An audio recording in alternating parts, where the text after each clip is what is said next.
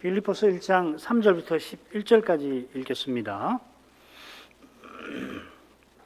3절부터입니다. 내가 너희를 생각할 때마다 나의 하나님께 감사하며 간구할 때마다 너희 무리를 위하여 기쁨으로 항상 간구함은 첫날부터 이제까지 복음에서 너희가 교제함을 인함이라. 너희 속에 착한 일을 시작하신 이가 그리스도 예수의 날까지 이루실 줄을 우리가 확신하노라. 내가 너희 무리를 위하여 이와 같이 생각하는 것이 마땅하니 이는 너희가 내 마음에 있음이며 나의 매임과 복음을 변명함과 확정함에 너희가 다 나와 함께 은혜에 참여한 자가 됨이라. 내가 예수 그리스도의 심장으로 너희 무리를 어떻게 사모하는지 하나님이 내 증인이시니라. 내가 기도하노라. 너희 사랑을 지식과 모든 총명으로 점점 더 풍성하게 하사 너희로 지극히 선한 것을 분별하며 또 진실하여 허물 없이 그리스도의 날까지 이루고 예수 그리스도로 말미암아 의의 열매가 가득하여 하나님의 영광과 찬송이 되게 하시기를 구하노라.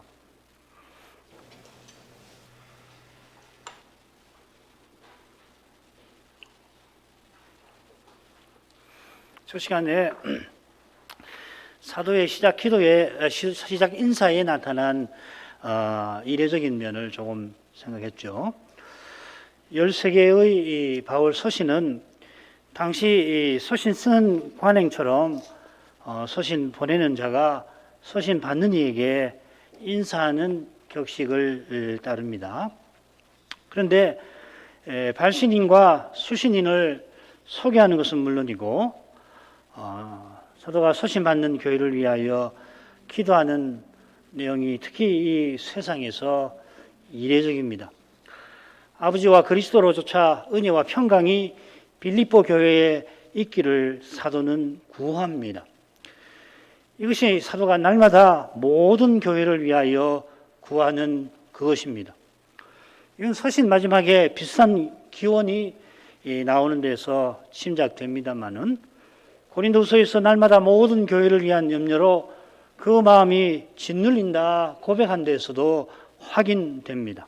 고린도서 11장 28절이죠. 이 일은 고사하고 앞에 숱한 고난에 대해서 언급을 한 다음에 이 외의 일은 고사하고 오히려 날마다 내 속에 눌리는 일이 있으니 곧 모든 교회를 위하여 염려하는 것이라. 이 고백에서 사도의 그 독특한 소명이 드러납니다. 모든 교회의 직분자지요. 그처럼 이 고백 바로 앞에 그분이 복음을 온 세상에 전파하며 받은 갖은 고난들도 역시 그러합니다. 사도의 표를 말할 때 이 고난들을 언급을 하지 않습니까? 이 주제는 지난주에 살핀 양과 염소의 비유에서도 우리가 생각했습니다마는 우리가 사도적 교회로 서 나가려면은 사도의 고난과 고백을 잊지 말 것입니다. 사도가 날마다 어느 직분자도 감당치 못할 염려로 큰 고난을 받습니다마는 그만큼 그가 간절히 주를 바라고 의지하며 하늘아버지께 간구하였습니다. 마음을 짓누르는 염려 속에 시작된 기도는 틀림없이 감사로 이어졌을 것입니다. 빌립보서 4장 6절 말씀에서 짐작할 수 있어요. 아무것도 염려하지 말고 모든 일에 기도와 간구로 너희 구할 것을 감사함으로 하나님께 아뢰라 하였습니다. 그 비결, 아니 그 신비, 비결 정도로 표현하긴 부족할 것 같아요. 그 신비가 바로 그가 전부로 모신 그리스도께 있는 겁니다. 그리스도 안에서 우리가 놀랍게도 범사에 감사할 수 있습니다. 이런 배경에서 시작 인사에 이어지는 사도의 감사와 그분의 간구를 살피겠습니다. 셋으로 나눠보죠. 3절부터 6절까지 사도가 고린도 교회를 인하여 감사하며 교회를 위해서 간구하는 내용을 하는 사실을 이야기를 하고요. 그 다음 7, 8절에서는 사도가 이 빌립보 교회를 사랑한다는 사실을 고백을 합니다. 그리고 9절부터 11절까지는 이 교회를 위해서 기도하는 내용, 특별히 이 편지를 받는 이 정황과 관련해서 기도하는 내용일 거고, 뭐 이 기도는 넘어서서 모든 교회에 필요한 기도가 되겠죠. 앞뒤로 사도의 기도가 나오고 중간에 사도의 사랑의 고백이 나오고 있습니다. 먼저 3절부터 6절까지 읽겠습니다. 내가 너희를 생각할 때마다 나의 하나님께 감사하며 간구할 때마다 너희 무리를 위하여 기쁨으로 항상 간구함은 첫날부터 이제까지 복음에서 너희가 교제함을 인함이라. 너희 속에 착한 일을 시작하신 이가 그리스도 예수의 날까지 이루실 줄을 우리가 확신하노라. 사도는 내가 나의 하나님께 감사한다 하며 서신을 이어갑니다. 이제 본론으로 들어가는 거죠. 본격적으로. 서신 끝에도 감사의 기도를 권합니다. 4장 6절 아까 읽었죠. 서신 전체에 감사가 2번 나옵니다. 여기하고 4장 6절에 모든 일에 감사함으로 기도하라 한 것처럼 감사의 심정이 서신 전체에 감도입니다. 이는 사도가 줄곧 그리스도를 전하는 것과 붙어 있습니다. 참된 감사는 오직 그리스도께 또 그리스도를 주신 아버지께 있습니다. 그런 점에서 사도가 하나님을 나의 하나님이라 부른 점에 주목할 만합니다. 이 표현 역시 이 빌립보서 끝에 더 나오죠. 한 번 더 나오죠. 나의 하나님이 이 그리스도 예수 안에서 영광 가운데 그 풍성한 대로 너희 모든 쓸 것을 채우시리라. 사도가 하나님을 얼마나 친근히 모셨는지를 가리키는 동시에 이 나의 하나님이라는 표현 쉽게 쓰지 않습니다. 나오질 않습니다. 동시에 사도로서 확신한 바를 나타내는 것입니다. 이것은 이달라 가운데에서 하나님을 내 증인이시다 밝힌 데서도 잘 드러나고 있습니다. 같은 태도로 사도가 빌립보 교회를 위해서 얼마나 기도하는지를 밝히는 것입니다. 사도가 빌립보 교회를 생각할 때마다 감사하고 간구할 때마다 이 교회를 위해서 간구합니다. 이것은 사도가 빌립보 교회를 생각할 때마다 감사하며 기도했다, 간구했다, 특별히 그 교회의 필요를 위해서 구했다 하는 것이죠.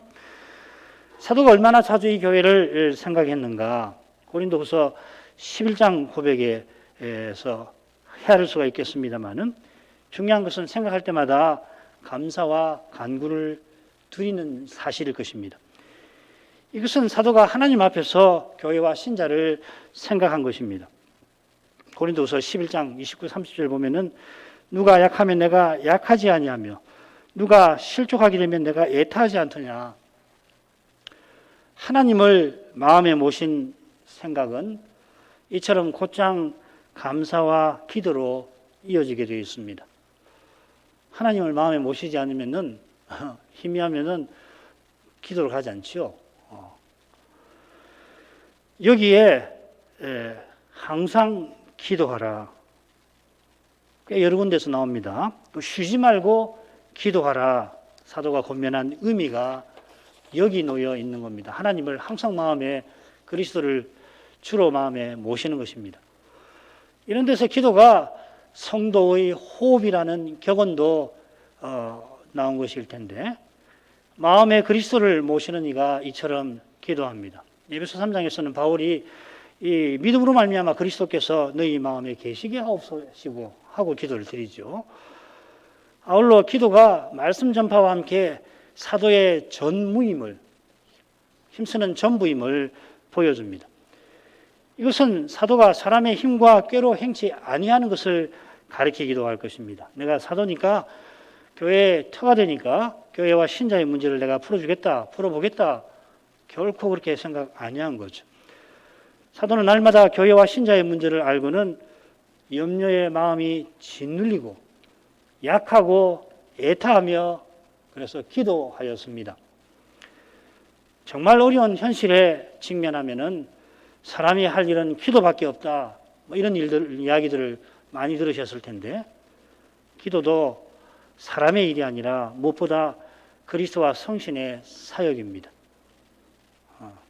그러니까 날마다 기도를 안 하는 이유도 같은 이유죠. 그죠? 이런 태도로 사도는 성신께 사로잡혀서 그리스도께서 맡기신 일을 그렇게 신실히 감당한 것이겠습니다. 사도가 3절, 4절에만 이 모든 이라는 낱말을 4번이나 씁니다. 사도는 생각할 때마다, 간구할 때마다 너희 무리를, 조금 아쉬워요. 이 너희 모두입니다. 사실은 여기 무리라는 말이 앞서 밑에도 한 2번 더 나올 텐데 그 모두라고 읽으셔야 합니다. 뭐 틀린 건 아니지만은 약간은 아쉽습니다. 너희 모두를 위하여 항상 모든 때 판토테라는 말인데 기도합니다. 아마 여러 주석가가 사도의 과장법이라고 둘러댈지 모르겠습니다만은 가장 진실하게 고백할 내용을 과장한다 하는 것은 사도를 몰라보는 처사입니다. 오늘 아이는 주석 많아요. 과장했다. 아니, 사도를 세우신 주님과 사도를 감화하신 성신을 몰라 뵌 것입니다. 양과 염소에 비유해서 주님께서 아버지의 뜻을 다 이루려고 온갖 고난을 받으신 것을 6가지로 말씀하셨는데 사도행전은 사도가 그처럼 고난받은 것을 증언합니다. 바울이 범인과 근본에서 달라서가 아니라 바울의 주님이 그토록 위대하셔서 바울이 이렇게까지 살게 하신 줄로 믿습니다. 그분이 빌립보 교회에게, 오늘 우리에게도 자기처럼 살라고 권합니다. 아무것도 염려하지 말고 오직 모든 일에 기도와 간구로 너희 구할 것을 감사함으로 하나님께 아뢰라. 그리하면 지각에 뛰어난 하나님의 평강이 그리스도 예수 안에서 너희 마음과 생각을 지키시리라. 이런 거면 결국 우리가 오직 그리스도를 전부로 삼으라 하는 교훈과 다름 아닙니다.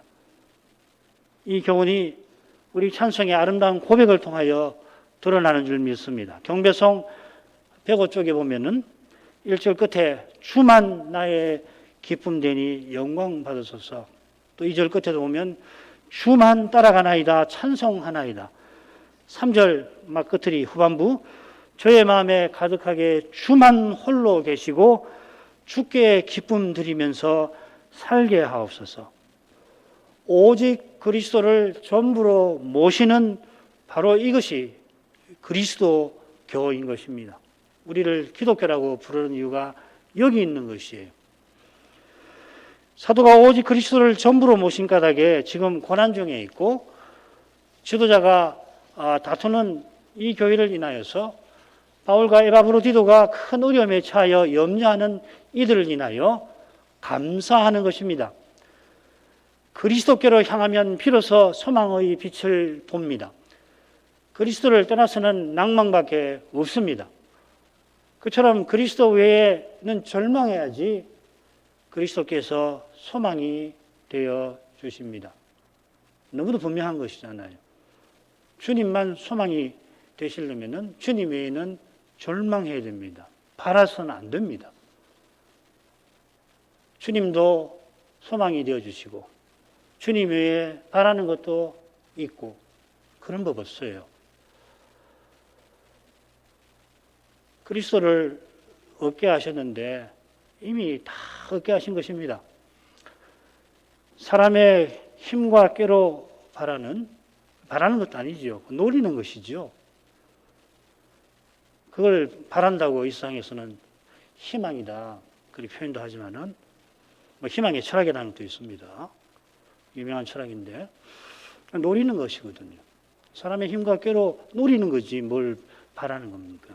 사람 힘으로 이뤄보겠다 하는 것인데 그건 참된 소망이 아닙니다. 헛된 희망입니다. 근거가 토대가 없어 무너져 버리는 희망에 불과합니다.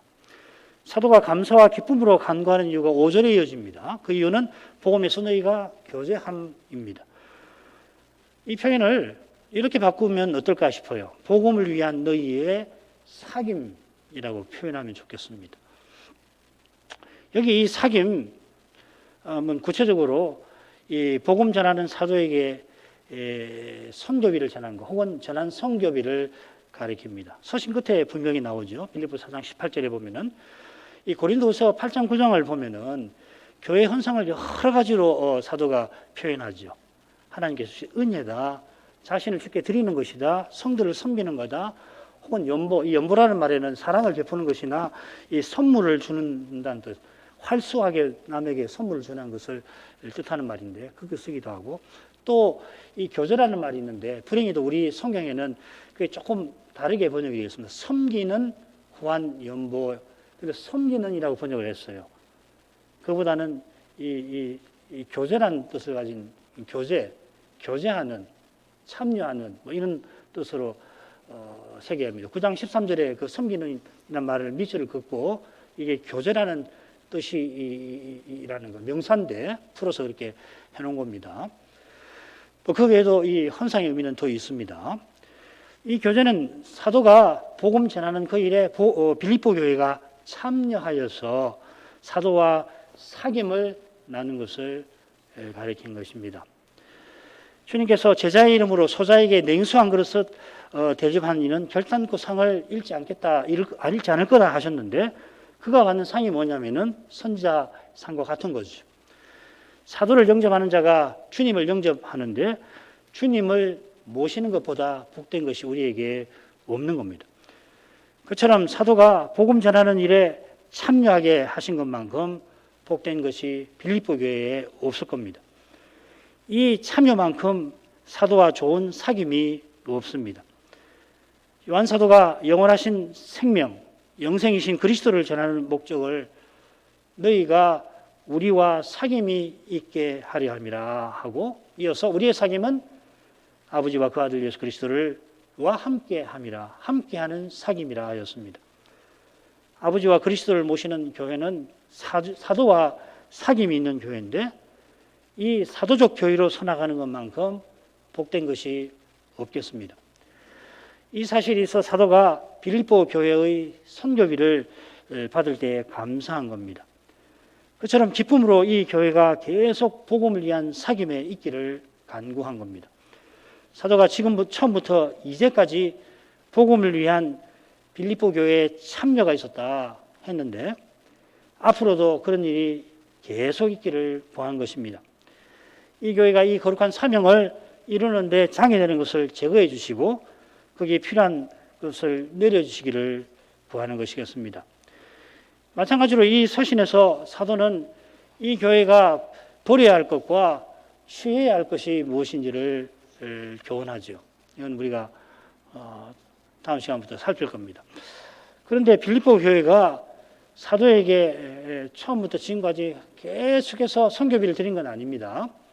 복음의 시초에 이 교회가 선교비를 사도에게 전했고, 또 데살로니가에 있을 때도 한 번, 두 번 드렸다는 얘기죠. 2번 전합니다. 이후로는 뜸하다가 너희가 나를 생각하던 것이 이제 다시 싹이 남이라 해서 이번에 에바브로디도를 통하여 선교비를 전달한 것을 언급을 합니다.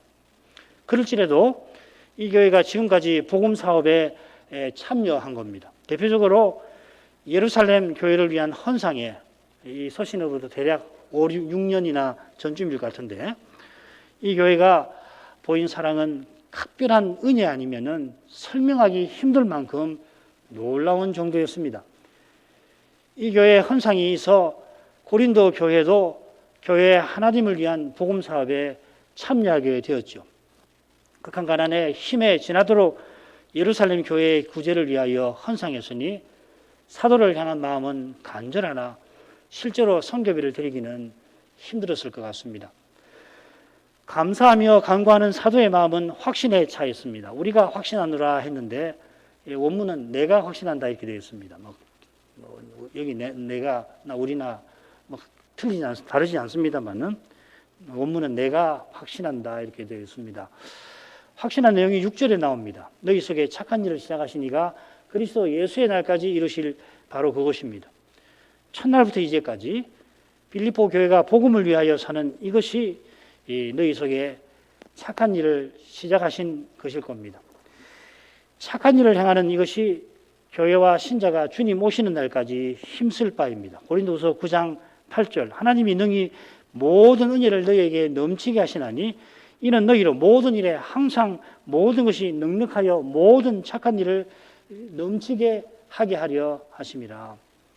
하나님께서는 모든 은혜를 주시되 넘치게 주십니다. 이것은 독생자를 아끼지 않고 내어주신 데에서 우리들어 그리스도를 얻게 하신 데에서 확인됩니다. 그리스도를 주신 뜻은 모든 착한 일을 넘치게 하게 하신 데에 있습니다. 지금 읽은 이 고린도서 9장 8절도 이 헌상의 맥락에서 나오죠. 그처럼 사도는 빌립보서 끝에서 헌상을 다루면서 똑같은 교훈을 다룹니다. 4장 19절이죠. 나의 하나님이 그리스도 예수 안에서 영광 가운데 그 풍성한 대로 너희 모든 쓸 것을 채우시리라. 이런 교훈에 비추면은 우리가 마땅히 구할 것을 얼마나 적게 구하는가, 혹은 우리가 허망한 것을, 구하지 말아야 할 것을 얼마나 많이 구하는지 자연히 살피게 됩니다. 사도가 말하는 착한 일이 그리스도와 딱 붙어 있는 겁니다. 장차 우리를 그리스도와 같게 하실 텐데 그때에 지금 시작하신 착한 일을 친히 완성하실 것입니다.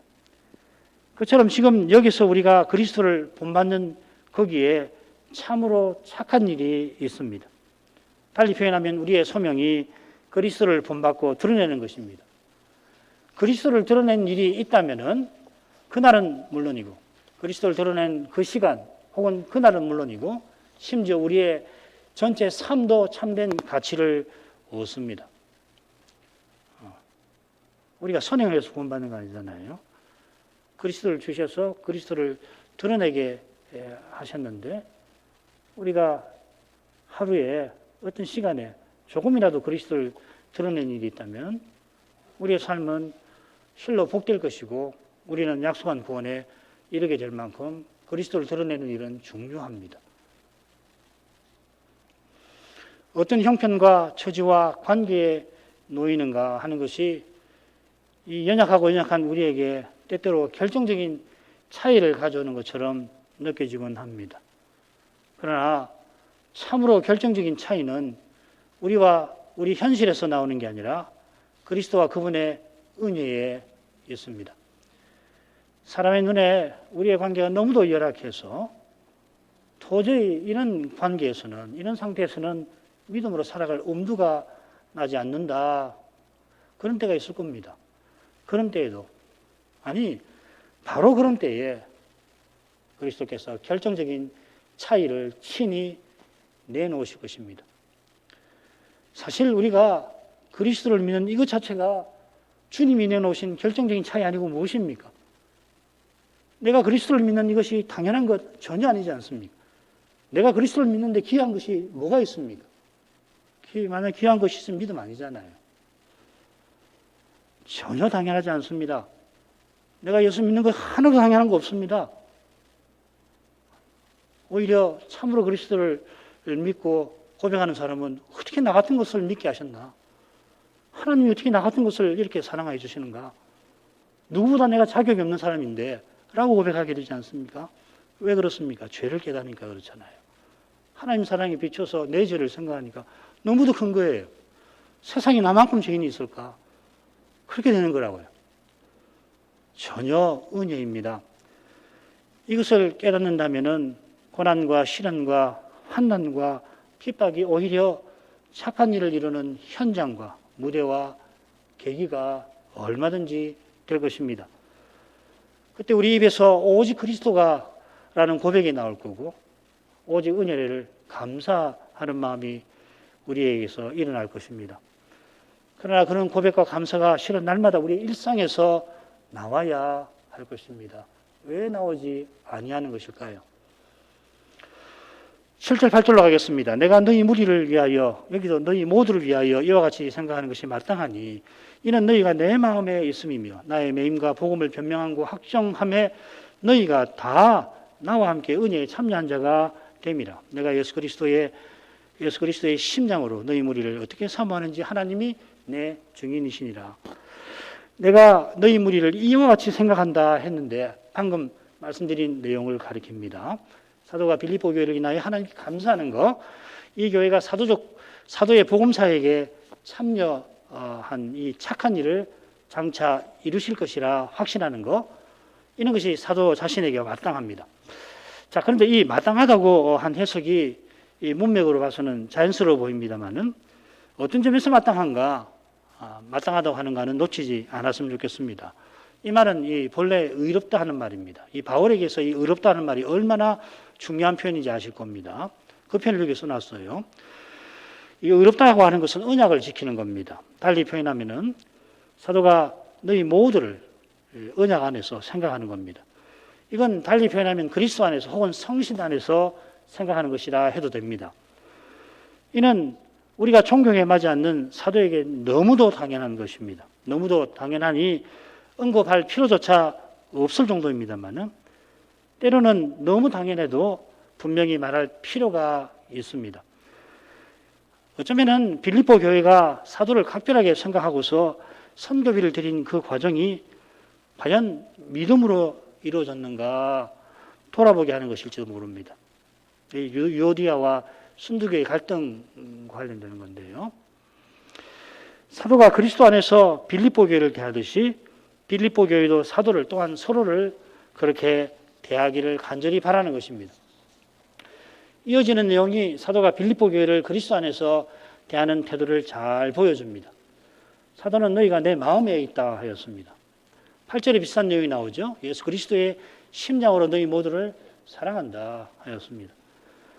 이런 사랑으로 사도가 빌립보 교회를 늘 마음에 생각합니다. 여기 생각한다는 표현 참 중요한 표현입니다. 제가 조사해 보니까 바울 서신에 모두 24번이나 나오는데 이 빌립보서에 제일 많이 나와요. 10번 나오고 로마서에도 꽤 많이 나옵니다. 9번 나오는데 로마서와 빌립보서의 그 분량을 생각하면 빌립보서에 가장 자주 나오는 셈입니다. 이 사도가 말하는 이 생각은 마음을 같이 한다. 한 마음을 품는다. 여기는 같이 한다, 품는다 이렇게 번역을 해놨는데 이런 표현들에서 짐작하듯이 어떤 일을 그저 생각해보는 것이 아니라 상상해보는 것이 아니라 관심과 결심을 품고서 어떤 일을 추구하고 이루려 하는 것을 가리킵니다. 로마서 8장에서도 육의 생각, 성신의 생각할 때 바로 그 말이거든요. 그처럼 사도는 그리스도의 몸답게 서 나가게 하려는 그런 일념으로 이 교회를 늘 생각합니다. 그런 마음에서 이 교회를 인한 감사와 이 교회를 위한 간구가 나왔겠지요. 그처럼 이 교회가 나의 매임과 복음을 변명함과 확정함에 다 나와 함께 은혜에 참여한 자가 된 것을 이어서 말합니다. 이것은 지금 옥에 갇힌 이 사도에게 이 교회가 선교비를 전한 사실을 물론 가리키겠습니다만은 동시에 이 교회가 앞으로도 사도와 함께 고난 중에 복음 전하는 일에 계속 참여할 것을 바라는 것입니다. 이런 점에서 나와 함께 은혜에 참여한 자가 무슨 뜻인가를 한번 생각해 보죠. 여기 참여라는 말은 오전에 나온 교제와 똑같은 말입니다. 코이노니아라는 말입니다. 여기는 물론 참여하는 자니까 코이노누스 같은 말입니다. 그처럼 복음에서 교제함이 은혜에 참여함과 비슷한 뜻입니다. 무슨 말이냐면 사도는 여러 번 자기의 사도직을 은혜라고 표현하죠. 로마서 1장 5절이 대표적입니다. 그 외에도 많습니다. 나와 함께 은혜에 참여한다. 사도와 함께 구원의 은혜를 누리는 거 물론 포함하겠습니다만은 동시에 주신 사명을 함께 받드는 것도 가리킵니다. 은혜와 소명이 붙어서 사용된 경우죠. 은혜라는 말이 많은데 특별히 소명이라는 관점에서 은혜를 종종 표현해요. 빌립보 교회가 지금 고난 중에 있는데 그런 중에 사도를 생각한 그 태도를 잃지 말고 계속 사도와 함께 그리스도를 전하고 그리스도를 드러내는 일에 힘쓰기를 바라는 겁니다. 이것이 주께서 빌립보 교회 안에서 시작하신 선한 일을 주님 오시는 날까지 계속 받드는 것이겠습니다. 사도는 하나님을 정인으로 모시고는 이 빌립보 교회를 늘 생각하고 있다고 거듭 밝힙니다. 이 하나님이 내 정인이시다. 이 일종의 맹세와 같은 거죠. 이렇게까지 사도가 빌립보 교회를 향한 자신의 사랑을 드러내는 이유가 뭘까 생각해 봄직합니다. 이것은 자기의 사랑을 입증할 기회가 없는 것과 붙어 있는 것 같아요. 다시 빌립보를 방문하여 말씀을 전하고자 하지만은 혹시 이 사도가 이번에 옥중에서 세상을 떠날 수도 있습니다. 떠나지 않을 거라고 하는 확신도 있지만 장담은 못하는 것이잖아요. 예수 그리스도의 심장이라 하는 표현도 이런 심정을 보여주는 것입니다. 이 심장이라는 말은 이 고대인들의 이 사랑이나 동정심이 솟아나는 이 우리의 내부기구, 이 내장을 표현하는 말입니다. 심장이라고 번역했는데 뭐 괜찮은 것 같아요. 앞서는 내 마음에 있다 했는데 이번에는 그리스도의 심장으로 빌립보 교회를 사모한다 밝힙니다. 그리스도께서 죽기까지 사랑하신 것처럼 사도도 죽음의 현실에서, 죽음이 목전에 있는 그런 현실에서 자신의 사랑을 드러냅니다. 그것으로 부족하다 여기고 엄숙히 하나님을 증인으로 모시는 것입니다. 9절부터 11절로 가겠습니다. 내가 기도하노라 너희 사랑을 지식과 모든 총명으로 점점 더 풍성하게 하게 하사 너희로 지극히 선한 것을 분별하며 또 진실하여 허물 없이 그리스도의 날까지 이루고 예수 그리스도로 말미암아 의의 열매가 가득하여 하나님의 영광과 찬송이 되게 하시기를 구하노라. 사도가 전할 말씀을 구술하면서 이 교회를 위해서 기도합니다. 지금 불러주는 거죠, 그죠? 그 받아 쓰는 분이 여러 사람이 아마 필사를 했을 겁니다. 한 사람은 아니었을 거예요. 왜냐하면 고대에는 글을 쓰는 것이 보통 어려운 일이 아니거든요. 그래서 사본을 남겨놓으려고 여러 사람을 앞에 필경사를 두고서 불러서 적게 했을 텐데 말씀을 구술하면서 기도를 하는 것입니다. 이런 기도를 사도가 계속 드렸을 겁니다. 그들을 생각할 때마다 기도할 때마다 그랬을 것입니다. 사도가 기도하는 것은 무엇보다 너희 사랑을 점점 더 풍성하게 하시는 것입니다.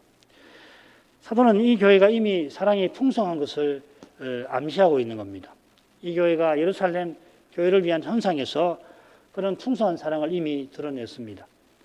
극한 가난에 있었지만은 꼭 현상에 참여하게 해달라. 아마 사도가 여러분들은 지금 여러모로 어려우니까 꼭 예루살렘 교회 헌상에 참여하시지 않아도 되겠습니다 했었는지 모릅니다. 그러니까 아닙니다. 우리가 꼭 이 헌상에 참여하게 해주십시오. 그렇게 했던 겁니다. 그리고 힘에 지나도록 헌상할 만큼 이 교회가 사랑이 풍성하였습니다. 그런데도 사도는 그만하면 됐다 여기지 않습니다.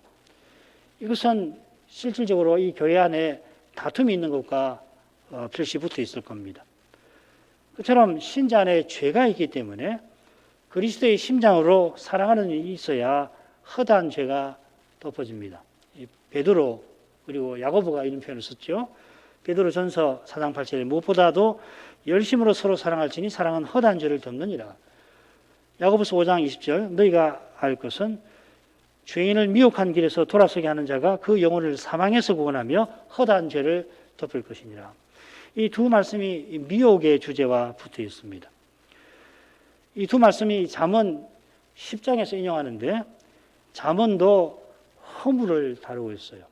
이 페시아라는 말, 이 반역죄를 언급합니다. 모든 허다한 죄를 덮는다 했는데 그 죄라는 말은 페시아입니다. 그러니까 교회를 허무는 죄를 덮는다는 말이죠.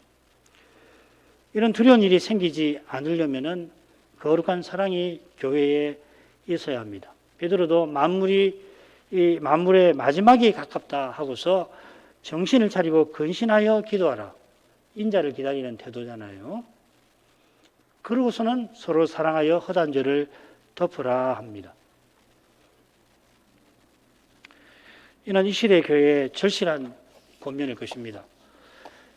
빌립보 교회의 사랑이 더욱 풍성해야 하는데 지식과 모든 총명으로 그렇게 되기를 기도합니다. 이 말은 지식과 총명이 사랑과 함께 그 교회에 있기를 구하는 겁니다. 특히 이 모든 총명이라 언급합니다. 이건 이어지는 내용과 붙어 있죠. 지극히 선한 것을 분별하며. 지극히 선한 것이라고 번역한 이 표현은 로마서 또 골로새서를 참조할 때 하나님의 뜻을 조차 중요한 것을 뜻하는 말 같아요.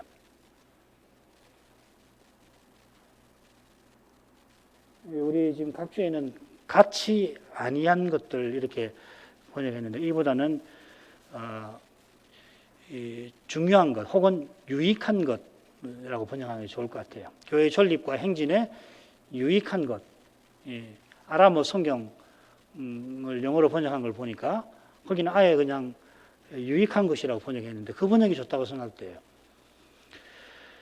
그처럼 교회의 존립과 행진에 유익한 것도 가르친다 말씀드렸죠. 이런 강구 역시도 이 교회가 한마음 한뜻이 되지 못한 상태에서 벗어나게 하려는 것이겠죠. 요컨대 이런 주제를 다루면서 사도의 간구를, 사도의 심정을 우리가 1장 후반부부터 2장에서 특별히 살필 수가 있을 것 같습니다. 사도는 이 교회가 또 진실하여 허물 없이 그리스도의 날까지 이르기를 바랍니다. 이 진실함, 이 정결함, 순수함을 뜻합니다. 이것은 그리스도의 날에 영원한 나라에 들어갈 조건을 가리키죠. 그죠? 정해야 들어가는 것이 아니에요. 정결해야, 순수해야 들어가는 겁니다. 이 조건은 또한 허물 없는 것이기도 한데 여기 이 허물이라는 말은 하나님의 교회에 거치는 것, 하나님 교회를 넘어지게 하는 것입니다. 장차 인자께서 하나님 나라에서 넘어지게 하는 것을 천사들을 보내어 거두어내신다 하신 대로 허물이 없는 사람이 영원한 나라에 들어갑니다. 교회를 허무는 그런 것이 없는, 배도하는 일이 없어야 되는 것이죠. 배도하는 것만 이야기하는 건 아닙니다만 특별히 배도가 넘어지게 하는 것이니까. 결국 빌립보 교회가 오시는 주님을 기다리며 살라고 사도는 간절히 기도하는 것입니다. 이것은 이 교회가 원수들의 공격을 받고 있는 현실과도 붙어 있을 것입니다. 그래서 원수들의 문제를 다루는 그 끝에 20절에 뭐라고 했냐면은 거기로서 그리스도를 기다린다 했습니다. 오시는 그리스도를 기다리며 원수의 공격을 이길 때에 예수 그리스도로 말미암아 의의 열매가 가득할 겁니다. 의의 열매라고 하는 것은 그리스도로 말미암아 맺는 것인데 결국 성신의 열매와 같은 거겠습니다. 그처럼 이 의라고 하는 것은 성신의 인도를 받는 것이고 그리스도를 드러내는 것입니다. 우리가 성신의 인도를 받아 그리스도의 몸과 지체로 사는 이것이 하나님의 영광과 찬송이 됩니다. 달리 이것 없이 달리 하나님의 영광을 찬송을 드리는 일이 있는지 한번 생각해 보십시오. 없을 겁니다. 이 그리스도의 몸과 지체로 사는 거, 이 그리스도를 드러내는 거, 이것이 하나님 뜻이거든요. 그러니까 자기 아들을 그렇게 자기 전부인 아들을 십자가에 내주신 거 아니에요. 그러니까 우리가 그리스도 안에서 하나의 서른 사람으로 서나가는 거기서 하나님의 영광이 드러나는 것이거든요. 하나님 뜻이 이루어지니까. 그래서 하나님의 영광이 드러나고 하나님께서 찬송을 받으시는 것이죠. 사도가 얼마나 그리스도를 드러내고 사는지 이어지는 단락들에서 줄곧 보게 될 것입니다. 우리가 5으로 나눴는데 두 번째, 세 번째, 네 번째 1장 12절부터 해가지고서 4장 1절까지 특별히 이 그리스도에 대한 교훈이 풍부하죠. 현실적인 문제를 다루고 있습니다만은 분명히 다루고 있습니다만 그 다루면서도 사도의 마음은 그리스도에게 완전히 휩싸여 있는 것 같아요. 이게 조금 논전에 쓴 거거든요. 이게 로마 옥중에 썼다면은 세상 떠나기 얼마 되지 않아서 쓴 디모데 후서보다도 조금 디모데후서가 가장 나중에 쓴 것 같고 그 직전에 쓴 서신쯤 되지 않을까 싶은데 참 흥미로워요. 교회 문제를 분명히 다루는데 그러면서도 그리스도께 마음이 다 팔려가지고 마치 그리스도를 께로 나가면 그런 문제쯤이야 다 풀어주시겠지 그런 마음이라고 할까? 참 읽으면 읽을수록 이번에 참 흥미롭다. 사도의 그 심경, 노년의 사도의 심경이 어떤 것인가를 생각을 해보게 됩니다. 여러분들도 계속 읽어보시고 한번 보십시오. 문제를 다루는, 그래서 이 빌립보서를 보면은 무슨 문제가 있나? 빌립보서에 무슨 교회 안에 무슨 심각한 문제가 있는가 느끼지 않을 정도로 이 그리스도에 대한 말씀이 많은 것 같아요. 꼼꼼히 보면 굉장히 심각한 문제들이 있는데 그런 것이 잘 의식이 안 되게 할 만큼 사도는 그리스도께 사로잡혀서 그리스도를 전하는데 전심을 쏟는다고 할까? 정말 사도는 오직 그리스도를 전부로 모시며 살았습니다. 사도가 나를 본받으라 권면한 것도 빌립보 교회 또한 우리가 사도처럼 그리스도를 믿고 드러내고 바라게 한 줄로 압니다. 얼마큼 하죠? 거룩하신 아버지, 사도가 빌립보 교회를 비롯하여 모든 교회와 신자를 늘 마음에 생각하고서 하나님께 늘 간구한 일을 생각하게 하십니다. 교회의 터로 세움 받은지라 사도는 날마다 모든 교회를 위한 염려로 그 마음이 짓눌렸지만은 그때마다 하늘의 주님을 의지하여 주님께서 교회의 머리로서 교회의 문제들을 다 살펴주시되 그 일에 자기를 부르신 뜻대로 써주시기를 구한 줄 압니다. 놀랍게도 그리스도께 나아갈 때 낭망되는 현실에서도 그가 소망의 빛을 봅니다. 과연 그리스도만 우리의 구원이시요 소망이십니다. 사람이 어찌하지 못하는 현실에서만 아니라 아무 문제 없는 듯이 평탄하게 흘러가는 우리의 일상에서도 그리스도만 우리의 유일한 소망이십니다. 우리 자신과 현실에서 소망스러운 것은 나올 수가 없습니다. 오히려 날마다 자기를 부인하듯이 주님 아닌 그 무엇에도 소망을 두지 않고 오히려 그런 것들에 철저히 절망을 해야 할 것입니다. 오직 주님만 전부로 모시며 살기를 힘써야 할 것입니다. 언제든지 교회와 신자는 이런 믿음으로 살아가야 하지만은 이 시대에는 그러한 믿음이 더욱 절실하게 된 줄 압니다. 사도와 같이 이 순수한 믿음을 품고 주신 날 동안 살아가게 해 주시기를 구합니다. 예수님의 이름으로 기도합니다. 아멘.